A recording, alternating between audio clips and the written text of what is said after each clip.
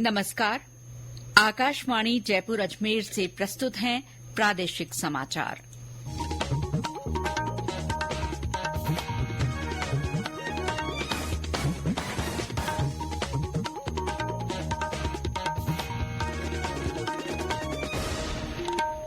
मुख्य समाचार।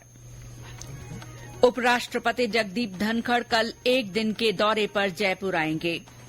राज्यपाल कलराज मिश्र ने कहा, सभी विश्वविद्यालय ऐसे नवाचार अपनाएं जिससे विद्यार्थी स्थानीय संसाधनों का समुचित उपयोग कर अपने आप को समर्थ बना सकें। उत्तर पश्चिम रेलवे के फुलेरा जोधपुर रेल मार्ग के दोहरीकरण का कार्य पूरा। और राज्य के ज्यादातर स्थानों पर तेज गर्मी का असर बरकरार, कई जगह पारा 40 डिग्री सेल्सियस के पार।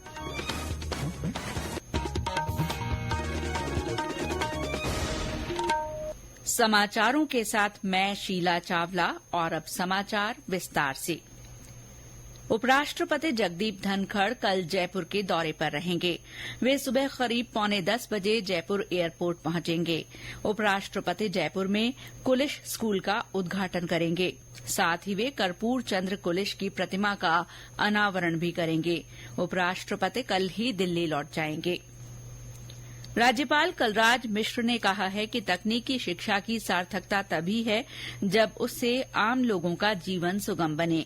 आज बीकानेर में टेक्निकल यूनिवर्सिटी के दूसरे दीक्षांत समारोह में श्री मिश्र ने कहा कि प्रौद्योगिकी शिक्षा देश के तकनीकी विकास के विभिन्न पहलुओं के प्रबंधन से ही नहीं जुड़ी है, बल्कि हमारी शिक्षा व्यवस्था को एक महत्वपूर्ण आधार प्रदान करती है।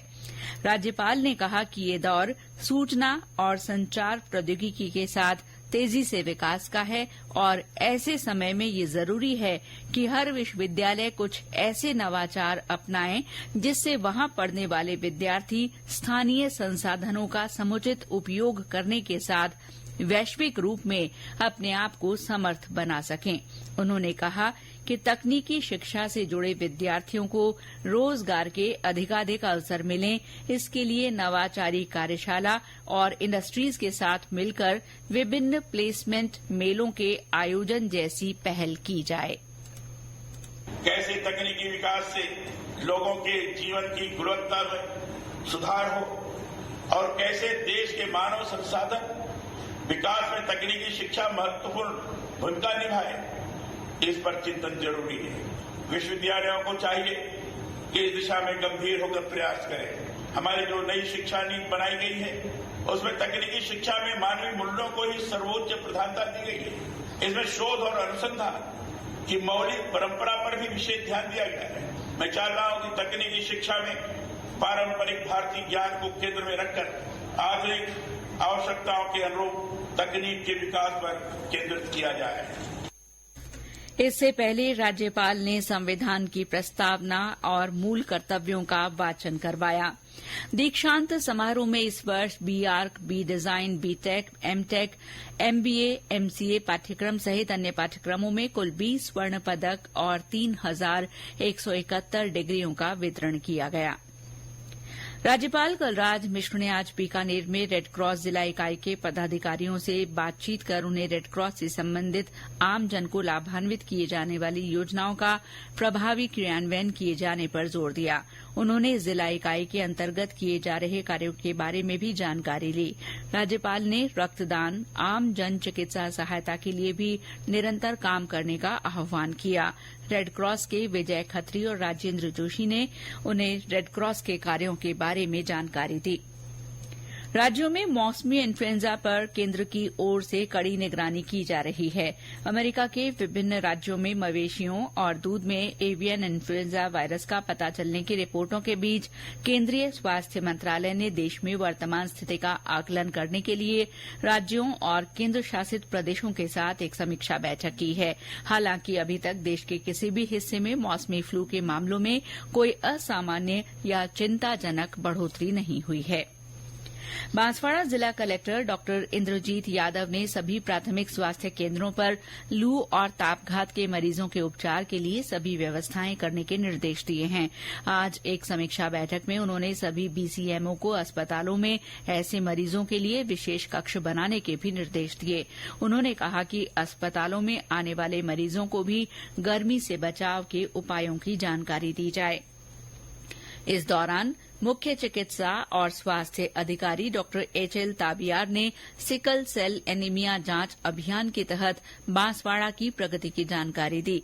जिले में 9,22,000 से ज्यादा किट सिकल सेल एनीमिया की जांच के लिए प्राप्त हुए थे। इनमें से 8,75,000 किट से जांच हो चुकी है। उधर कोटा में जिला कलेक्टर डॉक्टर रविन्द्र गोस्वामी ने स्वास्थ्य भवन का औचक निरीक्षण किया। इस दौरान उन्होंने मौसमी बीमारियों के संबंध में विशेष सतर्कता बरतने के निर्देश दिए। उन्होंने ये भी कहा कि डेंगू की जांच के लिए सैंपलिंग बढ़ाई जाए और स्कूल, कोचिंग, हॉस्टल, कच्ची बस्तियों में विशेष जागरूकता अभियान चलाकर डेंगू से बचाव के लिए मिशन स्तर पर काम किया जाए। इसी तरह बाड़मेर के जिला कलेक्टर निशांत जैन ने आज चवा स्थित सामुदायिक स्वास्थ्य केन्द्र का आकस्मिक निरीक्षण किया। इस दौरान उन्होंने सीएचसी में संचालित ओपीडी व्यवस्थाओं को देखा और स्वास्थ्य कर्मचारियों को वहां आने वाले मरीजों को गुणवत्तापूर्ण स्वास्थ्य सेवाएं उपलब्ध करवाने के निर्देश दिए। ये समाचार आकाशवाणी जयपुर अजमेर से प्रसारित किए जा रहे हैं। उत्तर पश्चिम रेलवे के फुलेरा से जोधपुर रेलमार्ग के दोहरीकरण का कार्य पूरा कर लिया गया है। ये कार्य 2 चरणों में स्वीकृत किया गया था। इनमें से 146 किलोमीटर लंबे डेगाना रायकाबाग खंड पर 808 करोड़ रुपए की लागत से और 108 किलोमीटर के डेगाना फुलेरा खंड के कार्य पर 1007 करोड़ रुपए की लागत आई। उत्तर पश्चिम रेलवे के मुख्य जनसंपर्क अधिकारी कैप्टन शशि किरण ने बताया कि इस मार्ग पर अधिक संख्या में रेल सेवाओं का संचालन होने के कारण इस मार्ग के दोहरीकरण की आवश्यकता थी। दिनांक 27 अप्रैल को रेलवे संरक्षा आयुक्त के द्वारा गोविंदी मारवाड़ से नावा सिटी के 9 किलोमीटर के रेलखंड का दोहरीकरण का निरीक्षण किया गया और इसको जो है सर्टिफिकेट प्रदान किया गया। इस सर्टिफिकेशन होने के उपरांत कंप्लीट फुलेरा से डेगाना होकर के रायकाबाग के मार्ग का दोहरीकरण हो गया है और इसके उपरांत दिल्ली से रेवाड़ी होते हुए जयपुर, फुलेरा, जोधपुर होते हुए कंप्लीट पूरा मार्ग जो है अब दोहरीकृत हो गया है। दोहरीकरण होने से जो है न सिर्फ ट्रेनों के स्पीड में वृद्धि होगी बल्कि समय पालनता में भी सुधार आएगा। भारतीय जनता पार्टी प्रदेश सोशल मीडिया विभाग की ओर से केंद्रीय गृह मंत्री अमित शाह के वीडियो में एडिटिंग कर उसे वायरल करने के मामले में जयपुर साइबर क्राइम पुलिस थाने में रिपोर्ट दर्ज करवाई गई है।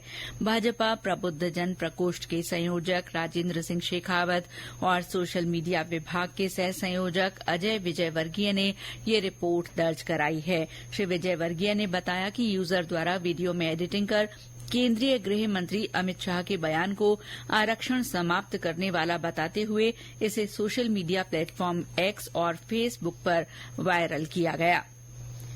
प्रदेश के भीलवाड़ा शहर के रहने वाले अंतर्राष्ट्रीय बहरूपिया कलाकार जानकी लाल भांड नई दिल्ली में पद्मश्री से सम्मानित होने के बाद आज भीलवाड़ा पहुंचे। भीलवाड़ा रेलवे स्टेशन पर शहरवासियों ने उनका भव्य स्वागत किया। बाद में मीडिया से बातचीत में उन्होंने कहा कि वे पूरी मेहनत के साथ लोगों का मनोरंजन करते रहेंगे। मुझे पद्मश्री मिली, इससे मेरे को बहुत बहुत गर्व है कि इन भीलवाड़ा वासियों को और वहाँ जब प्रधानमंत्री जी ने, राष्ट्रपति जी ने मेरा सम्मान किया, बड़ा हमारा तरीका। बस वो सभी को यही, जिसको कलाकार जो कलाकार जैसे कलाकार थे, तो भाई हम इस कला को जीवित रखें और नाम बढ़ावें। गौरतलब है कि नई दिल्ली में 22 अप्रैल को आयोजित समारोह में राष्ट्रपति द्रौपदी मुर्मू ने श्री जानकी लाल को पद्मश्री से सम्मानित किया था। कोटपूतली बहरोड के पावटा क्षेत्र में आज स्कूली बच्चों से भरी एक बस अनियंत्रित होकर ट्रांसफार्मर से टकराकर दुर्घटनाग्रस्त हो गई। तेज धमाके के साथ हुई दुर्घटना में ट्रांसफार्मर टूटकर दूर गिर गया। हालांकि बिजली सप्लाई बंद होने के कारण बड़ा हादसा टल गया। सूचना मिलते ही पुलिस मौके पर पहुंची और ग्रामीणों की मदद से बच्चों को दुर्घटनाग्रस्त बस से सकुशल निकालकर घर भिजवाया गया। पाली में हाल ही में बना ट्रैफिक पार्क आम जन को ट्रैफिक नियमों के प्रति जागरूक करने में काफी उपयोगी साबित हो रहा है। ये पार्क परिवहन विभाग और ट्रैफिक पुलिस के सहयोग से बनाया गया है।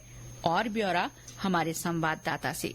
पाली शहर के शिवाजी नगर में बने इस पार्क में सड़क, घुमावदार चौराहे, जेब्रा क्रॉसिंग जैसे ट्रैफिक के संकेतों के बारे में जानकारी दी गई है।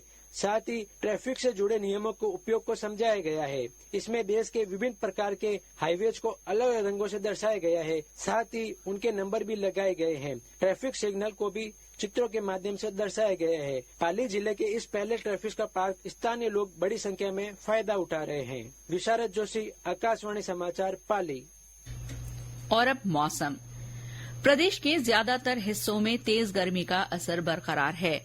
आज कोटा शहर सबसे गर्म स्थान रहा, जहां 42 डिग्री सेल्सियस तापमान दर्ज किया गया। धौलपुर में दिन का पारा 41.3 डिग्री सेल्सियस रहा।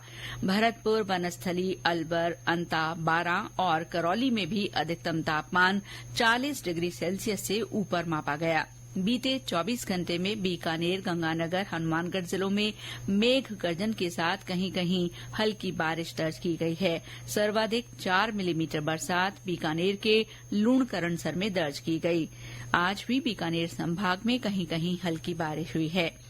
मौसम केंद्र जयपुर ने आगामी 48 घंटे में उत्तरी हवाओं के असर से दिन और रात के तापमान में 2 से 3 डिग्री सेल्सियस की गिरावट होने की संभावना जताई है।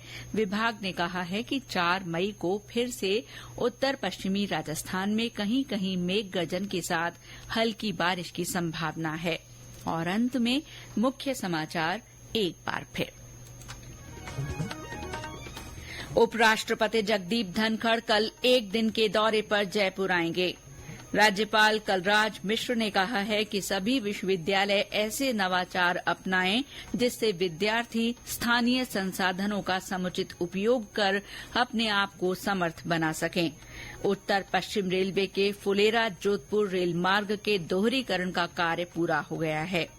और राज्य के ज्यादातर स्थानों पर तेज गर्मी का असर बरकरार है। कई जगह पारा 40 डिग्री सेल्सियस से ऊपर चल रहा है। इसके साथ ही प्रादेशिक समाचार बुलेटिन समाप्त हुआ। नमस्कार।